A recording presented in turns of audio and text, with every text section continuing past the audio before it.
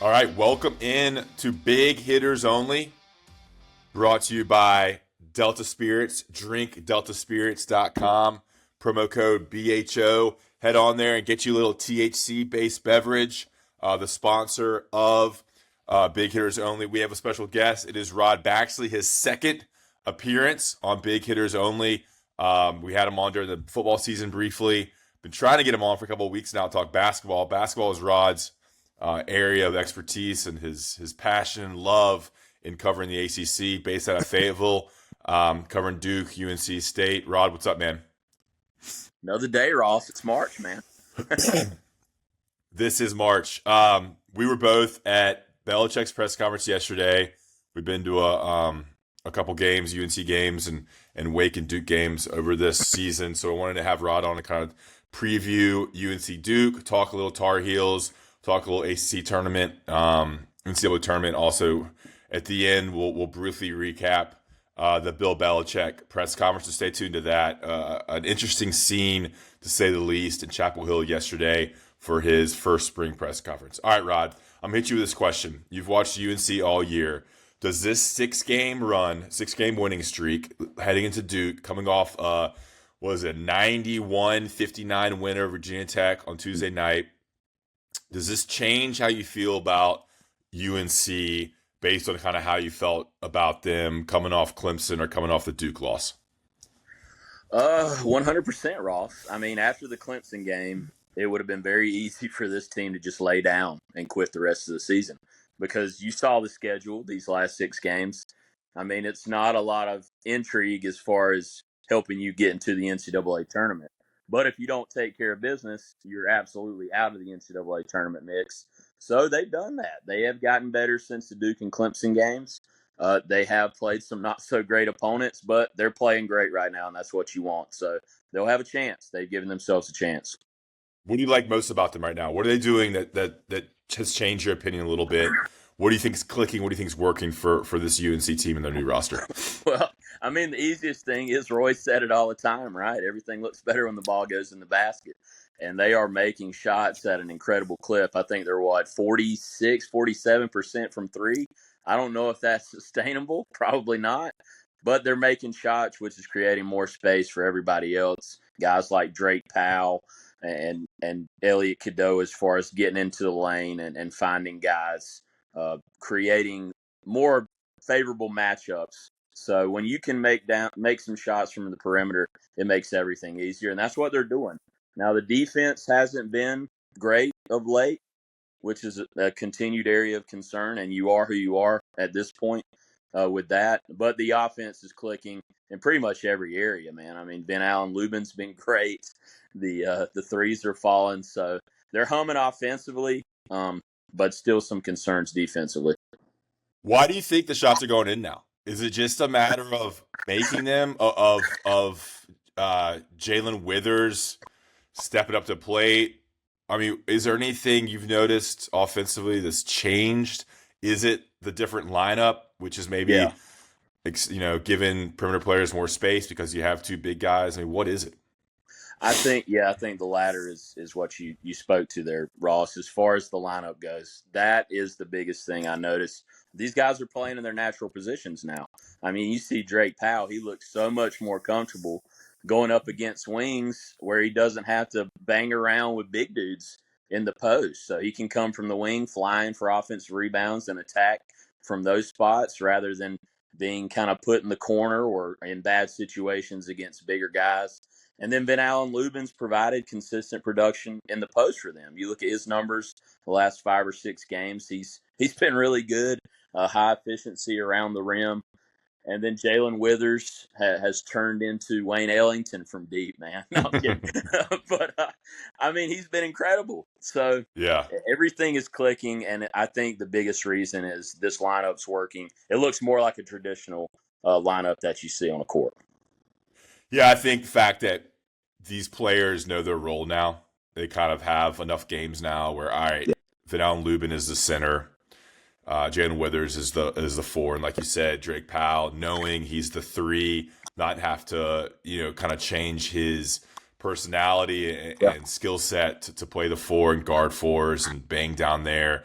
So he knows he's going to come in and play the three and be able to slash and cut and knock down corner threes, allowing the guards. RJ looks a little more comfortable.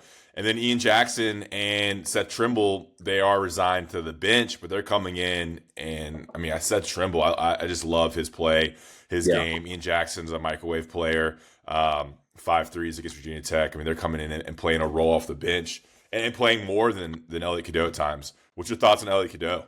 What's your general thoughts on him as a player?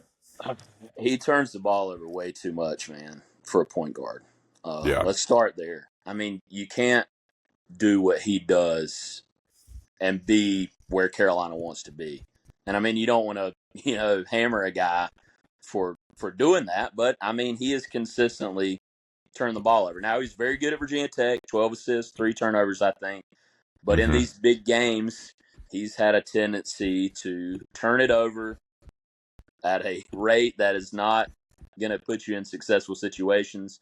And then he picks up so many quick fouls, man, which puts Carolina in a bind. So if they want any chance against Duke, he has to be so much better than he's been. And he did show progress against Virginia Tech, whatever that's worth.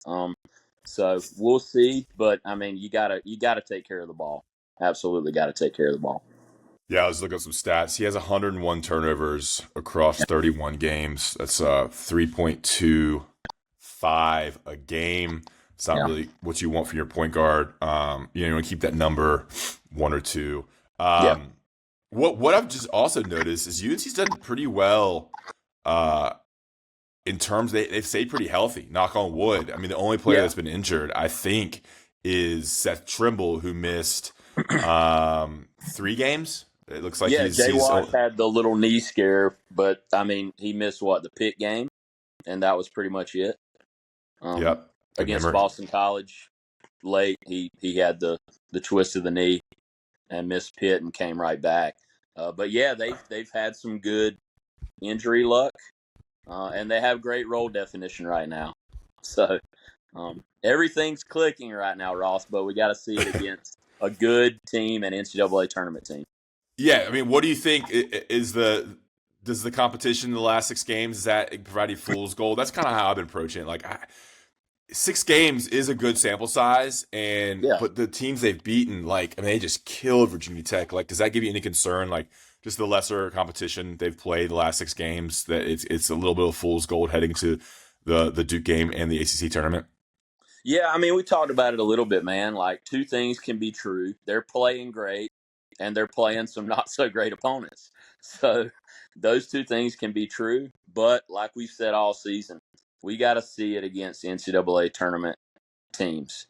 They have to be able to beat those top teams if they want to be in March Madness. So far, they've got 1 win against the field, and that is UCLA.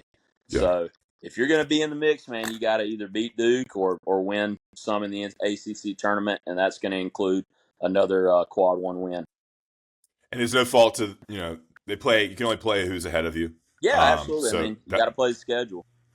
Yeah, so it's not their fault that the last 6 games are weak. UNC is a product of a really bad ACC game. They're struggling to find these quad 1 wins. There's only 3 available in the ACC in Louisville, Clemson, and Duke. UNC's gone 0-3 against those 3 teams. We'll have another chance at Duke this weekend. They could grab another quad 1 win in the ACC tournament.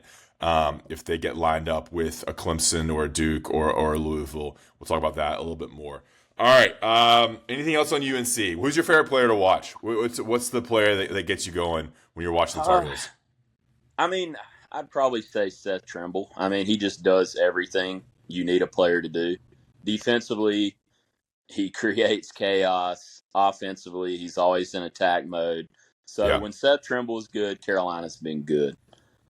So he's probably at the top of the list for me there. But when Ian Jackson gets it going, man, it's fun to watch, especially when he's throwing up heat checks beyond right when he crosses half court. But when he fills it up, it's fun. But I'd say Seth Trimble just because of his consistency as a 2-way player. Ian Jackson against Virginia Tech, man, was just feeling it in the second half. I know you caught a little bit of that game. Yeah, deep step back was incredible. Yeah. For next year for UNC's roster, what do you think is most important to keep? What do you foresee happening what do you think is the best chance of UNC to put together the best roster for next year? I think priority number one is Drake Powell. You got to find a way to get him back by whatever means necessary. If you have him on the wing, he's been such a better shooter than I thought he would be coming in. So if you can continue to develop that along with what he does everywhere else, I mean that you got to start there. He is priority number one for them, and then beyond him, you'd really love to get Seth Trimble back just because of what he provides. Like I said, as a two-way player. After that, I'm not really sure, man, what their thinking is as far as what they want to do with the rest of the roster. You got the Jim Tanner factor now. So how does he want the roster to look in concert with Hubert? So there are going to be a lot of questions, man. We could see a full revamp of this roster, but I think you absolutely have to find a way to get Drake Powell back in Chapel Hill. Yeah, and Seth Tribble, he said, I mean, those guys can make a lot of money next year for Yeah. UNC too. I mean, they're NIL. They should be, hearing what some of the guys got, some of the transfers got coming in. You would think, maintaining and retaining Seth Trimble and Drake Powell, they could make up to 600, 800K, close to $1 million to come back next year. All right, let's get into Duke preview. You cover Duke as much as you cover UNC. I want to talk about not Jay Lucas as well. It's great. Let's talk about that now off the jump. That kind of happened yesterday. It's been in the works for a week or two now. Jay Lucas, is he considered the lead assistant, or is Chris Carrawell lead assistant? I mean, him and Chris Carrawell have the associate head coach tag, so it's kind of a tandem.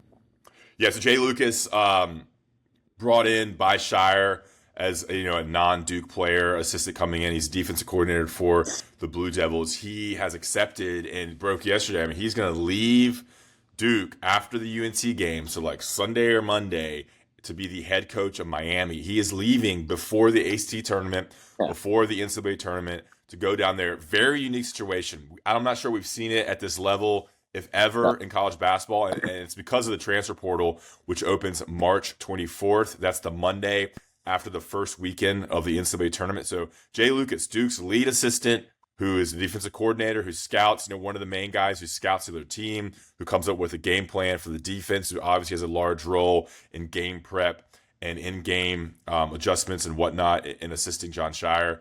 He is leaving to coach Miami because they need to start prepping he has a week to prep for the portal. Yeah. What do you think about that? I mean, what do you think? Is it just sign of the times? It's just a unique situation for Duke, a team that we're going to be watching have a chance to cut down the nets in San Antonio this year. Yeah, that's the way it is now, Ross. I mean, in the past, when Coach K's assistants would leave, they would obviously leave at the end of the season once the season has come to its completion. But like you said, that's not the way it can be now, because if you are behind a day in the transfer portal, that can ruin your year. So it's unfortunate because, like you said, he is their defensive coordinator. He's been very good for them recruiting-wise. But if you're going to take a head coaching job, you have to be ready to be the head coach and get that roster ready for next season. And it's a process that has to start right away. Unfortunate for Duke, but it's just something that has to happen with the way the portal's set up. And also, this guy suck. He wants to see me recruit these players. He has a big role in recruiting Cooper Flagg, along with a lot of the other stars. To see them through and to see this team through. You work to build this roster and build this team, work with the transfer portal, you develop a relationship with all these players and the staff, and then you're going this journey to try to cut down the nets and win titles, and he won't have a role in that. It's got to be tough. Yeah, I mean, it's so hard. I mean, he's not going to be able to completely cut the cord, right, to Duke. Yeah. Be like, well, see you guys later. I'm off to Miami. But like we said, that's the situation you find yourself in when the portal opens March 24th, right? I mean, you got to be ready to pounce and get your roster ready for 25-26. Do you think, and now, I'm a little bit on the recruiting side with 24/7 Sports and CBS. He has a big role in recruiting the Boozers, Carlos and Cameron and Caden Boozer to Duke and Shelton Henderson. Is there any chance those guys can get out of their national letter of intent and go to Miami? No, I would say You don't think so? that Okay. no, I'd be very surprised, man, if that happened. Yeah. At this point, I mean, obviously, great job helping to get those guys to Duke, but I don't see them backtracking now and not joining the Blue Devils. Because Jay Lucas had a huge role in recruiting Shelton Yeah, Henderson. He plays for his like brothers or his dad's AAU yeah, team in yeah. Houston, Texas and guy. I mean, Texas guys. So yeah, and the Boozers are from Miami, and yeah, Miami was the second choice for Duke. It's just I think a lot of fans kind of think that way. yeah, But you have to get out of your national letter intent, and then you have to, you kind of like switch allegiances there. All right, yeah. cool. All right, that's enough Lucas talk here. Duke, what is different in this game? UNC Duke on Saturday. Again, we were recording on Thursday, March 6th. We started about at 8:30. I was going to give it a little time. 8:30 a.m. on Thursday morning. It should come out on Friday morning, and you should be listening this Friday or Saturday before the Duke game. What is different about this Duke game, Duke UNC game this Saturday in Chapel Hill compared to last Duke game in Cameron? Well, I think at the top of the list is whether or not Malik Brown plays. I think that could be a big factor. Obviously, Duke has been fine without him blowing out everybody, but he wreaked havoc on Carolina in that first game. I think right when he came in the game, he had a deflection and steal, and that kind of got Duke going on that path to a blowout. So whether he plays or not is a big question. I'm sure Shire will tell us something about that today on Thursday and before we get to Saturday. I think that's at the top of the list. And Carolina's making shots. They look a lot more comfortable. We're not going to see a four guard lineup to start with Seth Trimble guarding Yeah. Cooper Flag. So that's a positive for the Tar Heels, and they're going to have the Smith Center crowd behind them. Now, how long they can keep that crowd engaged is going to be an important factor, too.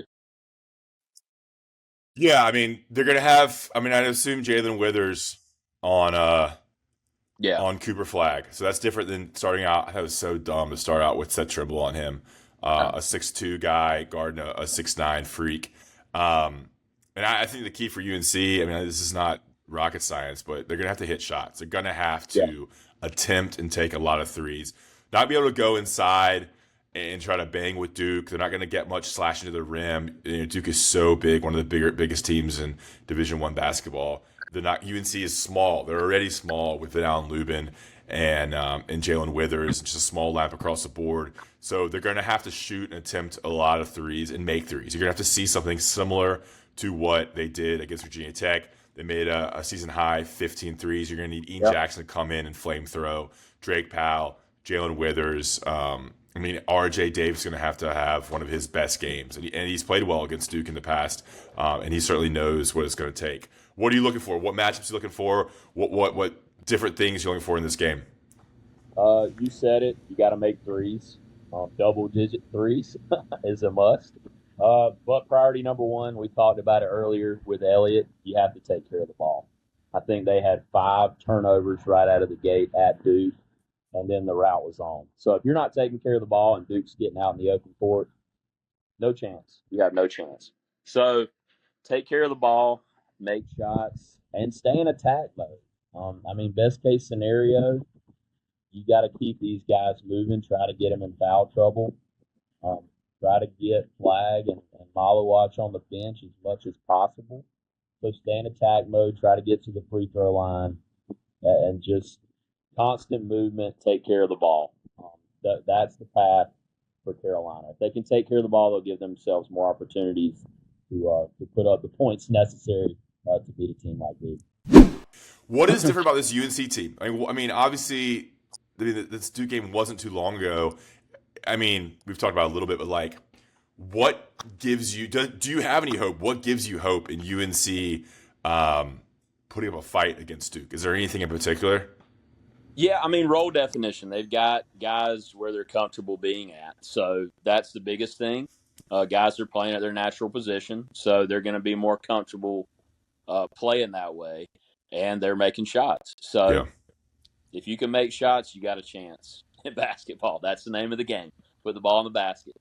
So they're playing at a high level. Their confidence has to be so much higher than it was going into that first Duke game. And that matters as well, especially when you're at home. So confidence, shot making. Those are the two things I see when I look at Carolina right now, and it doesn't hurt to have those on your side, no matter who you're going against. And no bigger confidence coming off that win against Virginia Tech. Yeah, 30 points, 30 plus points, 15 threes, everything going in. I think 7 different players hit threes. yeah, Ian Jackson, Seth Trimble, Jalen Withers, Jalen Washington, RJ Davis, Drake Powell, all those guys nailing threes. Like the confidence is all time high. I think Hubert's got to be like, look, guys, you are good enough to beat this team if you play like you've played and you make shots. Because I think I don't know how you are, but there's this just mentality of Duke and this evil empire and this team that's so hard to beat with 5 stars across the board. Cooper Flagg, a future NBA superstar. Malalock, this massive 7-footer.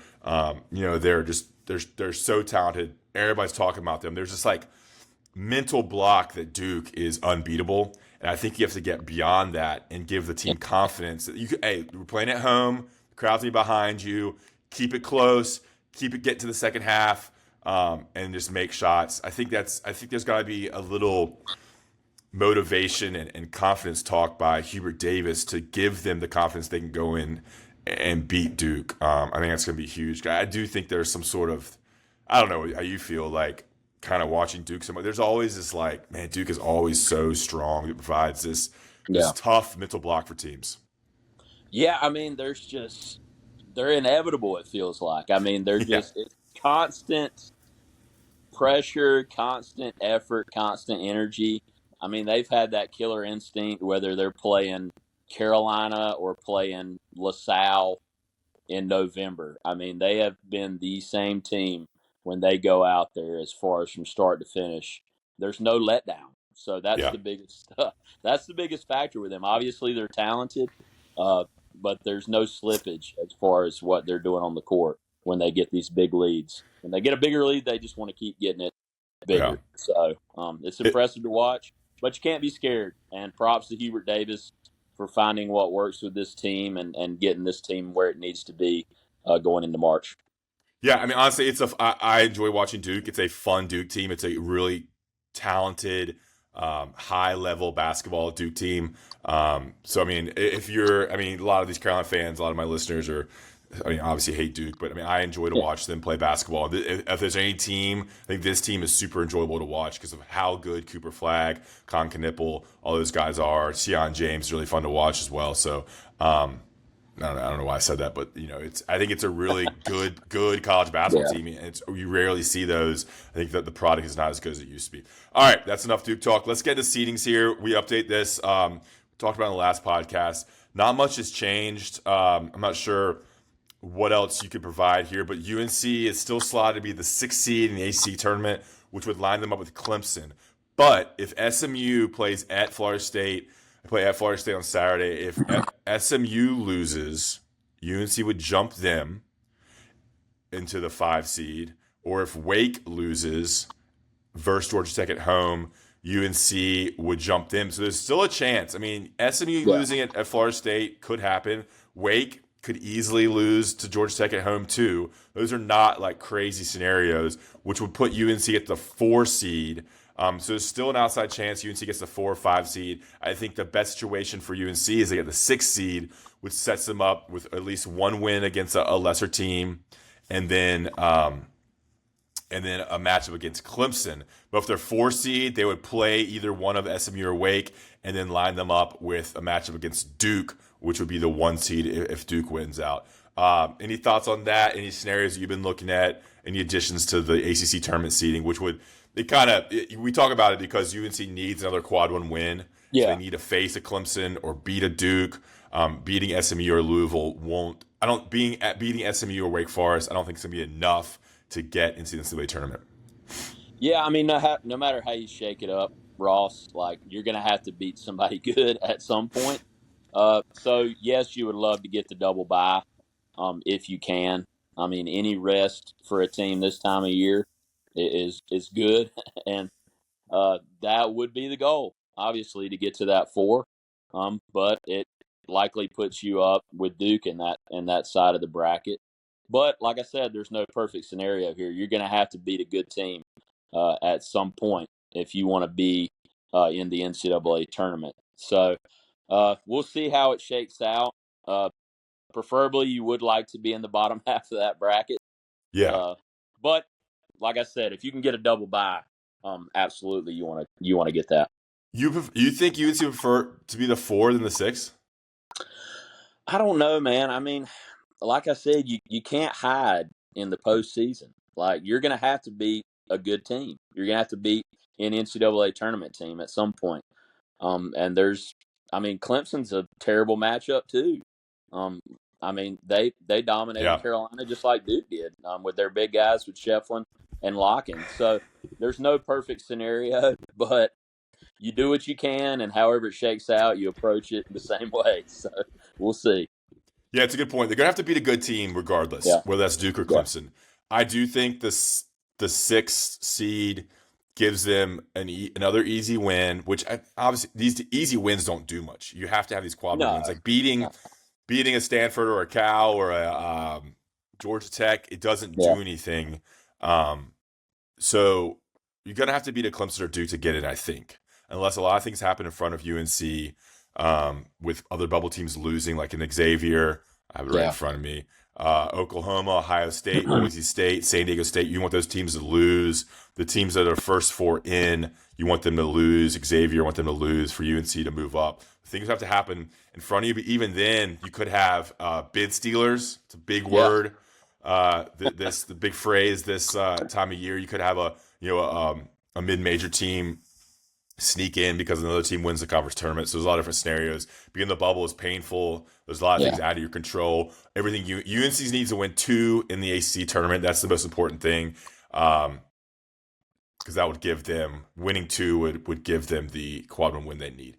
All right, let's get out of here with some Bill Belichick talk. This is, I think, the most interesting and exciting thing. It's the new thing to talk about. We were both in Keene Stadium. First, I want to talk about real quickly Delta Spirits. Drink deltaspirits.com. Here's a cherry limeade, delicious THC-based beverage, 5 milligrams of Delta 9 THC, Rod. Here's the blueberry lemonade, 10 milligrams. Blueberry lemonade has 10 milligrams of Delta 9. It's a alcohol substitute for cocktails as well. Drink deltaspirits.com. Promo code BHO. We appreciate their support of this podcast. A local Kernsville, Greensburg company. Drink deltaspirits.com. Try it out. Buy you a 6-pack. Buy you one of these drinks here. Here's a Paloma. Try it out and use promo code BHO at checkout. All right. Bill Belichick. We were both at Keene Stadium, or Keene Football Center, for the press conference for about 20 minutes, less than 20 minutes. I think it was like 15 minutes. And then yeah, we all walked over to the Bill Coleman practice complex and stood outside for about 20 minutes. They shuffled us in the gates to watch practice for 15 minutes. I got a lot of thoughts from the press conference scene. What yeah. were your initial thoughts there, waiting for Bill Belichick, scene setter, set up for us? Yeah, I mean, it was still crazy, right? I mean, we saw Yeah, it in December, but when I walked in there and he walks through those doors in Carolina gear, I'm like, what is happening here? yeah, What universe are we in? So that part of it was weird. And then we continue to hear about the 33rd NFL team thing, the NFL light thing. And he's playing the hits in that regard as far as the day to day progress and trying to run it like a pro program. So we'll see, man. Practice wise, not much to glean from stretching and individual drills. But yeah, the one thing I did notice, no music, not a lot of, loud chatter from the coaches.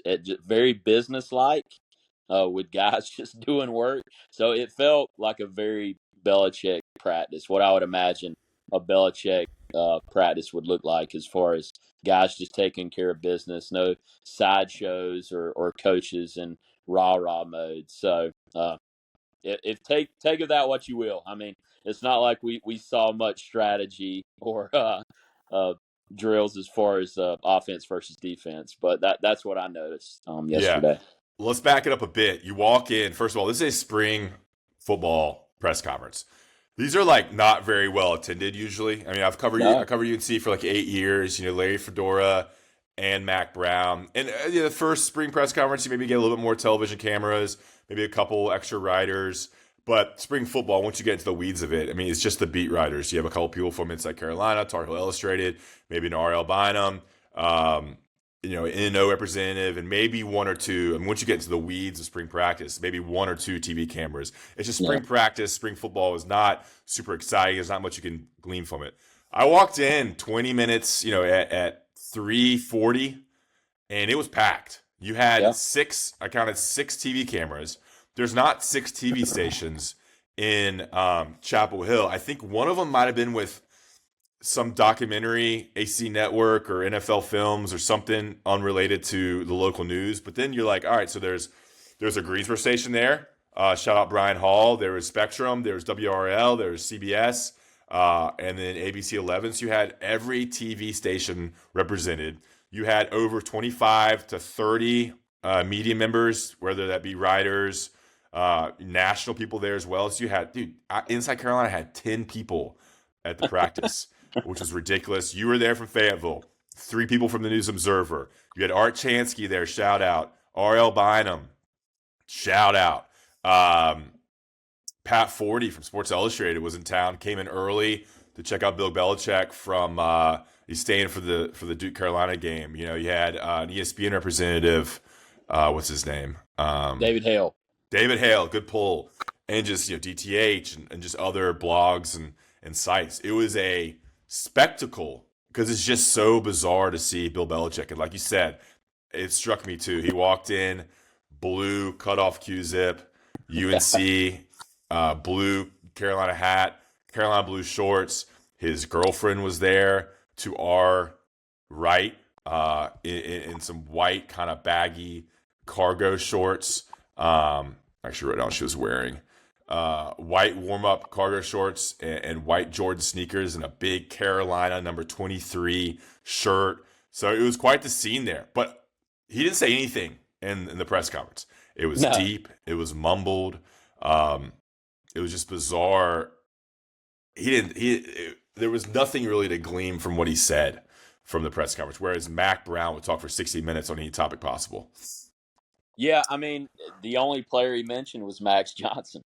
During that whole and he was asked about him. Yeah, and he was asked about him. That was 16. I think it was 16 minutes worth of Q&A there with Belichick.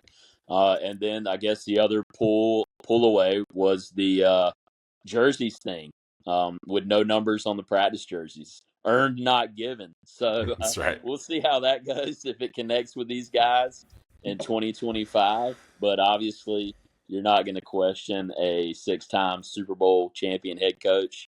And to be honest, I mean, Carolina needed to change some things up in that area probably and try to, create a different type culture or whatever you want to say. Just some different things. So we'll see how it goes. But yeah, we didn't learn too much yesterday as far as what to expect. Just deep and mumbled, like everything he said. You had to turn your ear to kind of hear what he's saying. It was very listen deep, intently, man. Very deep, very mumbled, and yet there's so many unknowns. Like, dude, I don't know this roster. They brought in,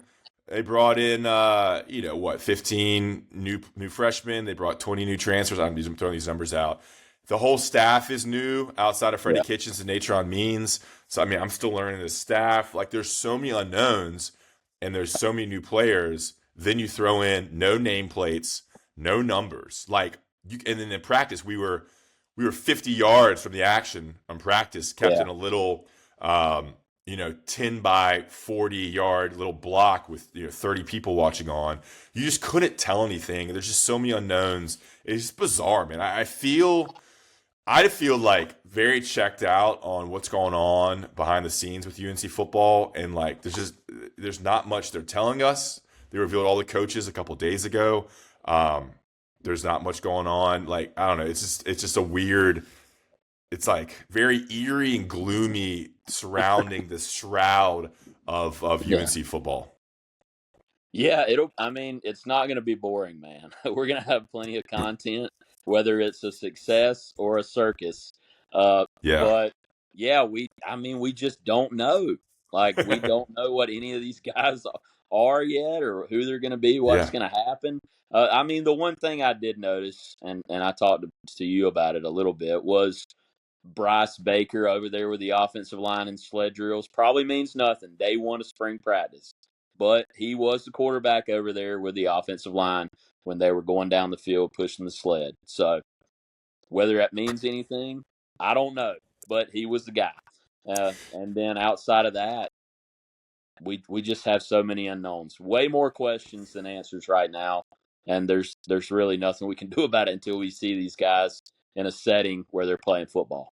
Yeah, I actually think that the staff is also kind of drinking from a fire hose and trying to figure things out. I Yeah. just think there's a lot of it feels a little disorganized, honestly. I don't know. Maybe that's just me. It just feels maybe that's how I feel. It feels disorganized, and they're the whole staff having to come up with practice plans and get to know the roster and put this thing together.